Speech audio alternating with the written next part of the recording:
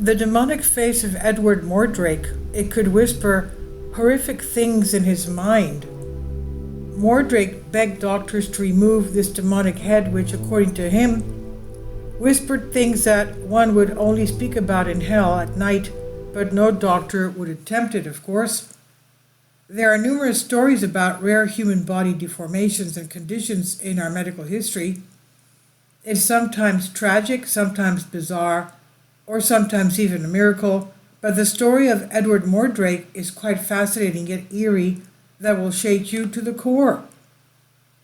Edward Mordrake, 19th century British man who had a rare medical condition in the form of an extra face on the back of his head. According to the legend, the face could only laugh or cry or even whisper horrific things in his mind, and that's why it's also referred to as the demonic face of Edward Mordrake. It's said that Edward once begged doctors to remove the demonic face from his head, and in the end he he took his own life at the age of 23. Can you imagine? The bizarre story of Edward Mordrake and his demonic face.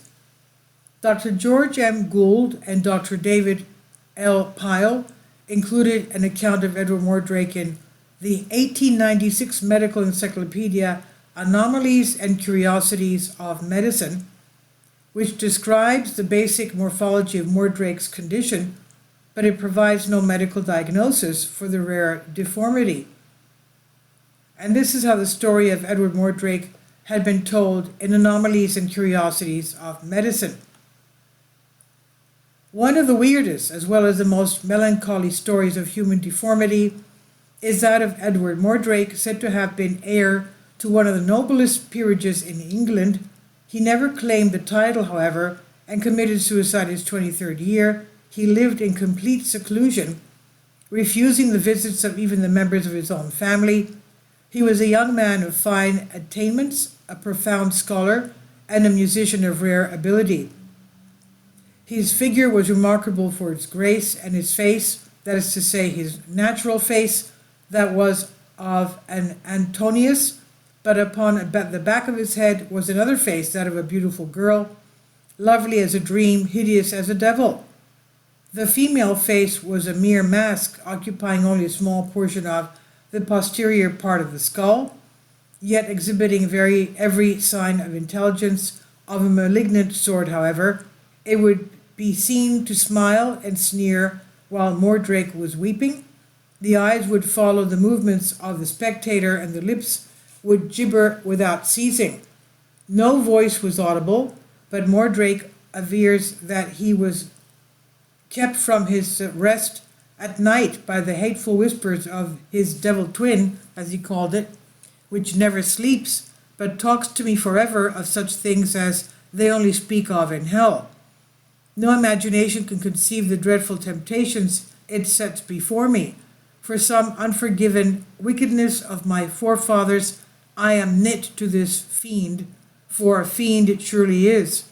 I beg and beseech you to crush it out of human semblance, even if I die for it. Such were the words of the hapless Mordrake to Manvers and Treadwell, his physicians.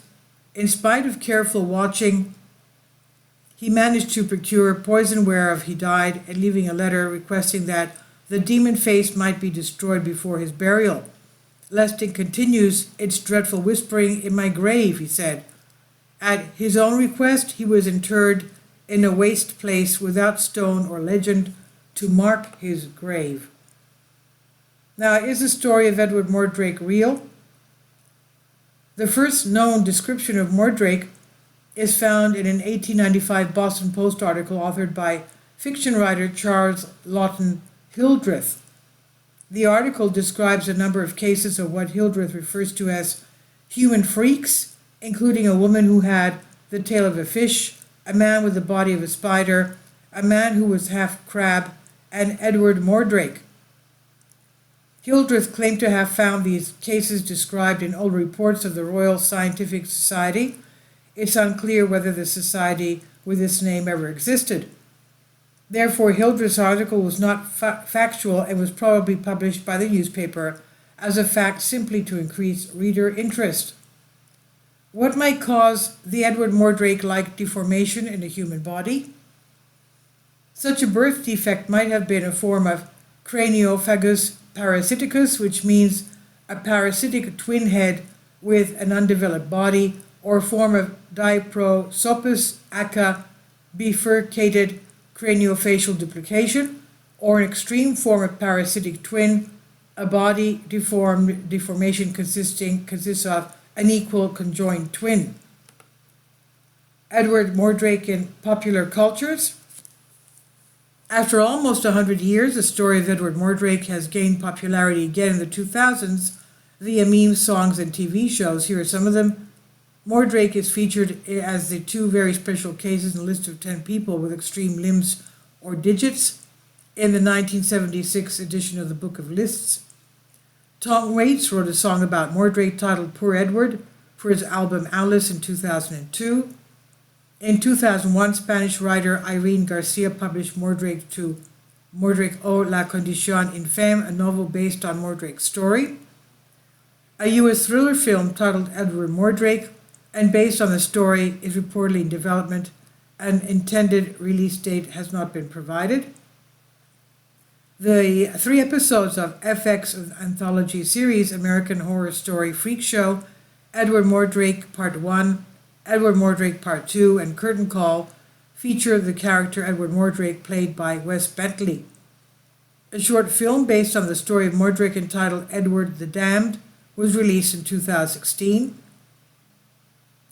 The Two-Faced Outcast is another novel by Edward Mordrake, originally written in Russian 2012-14, published in 2017 by Helga Royston.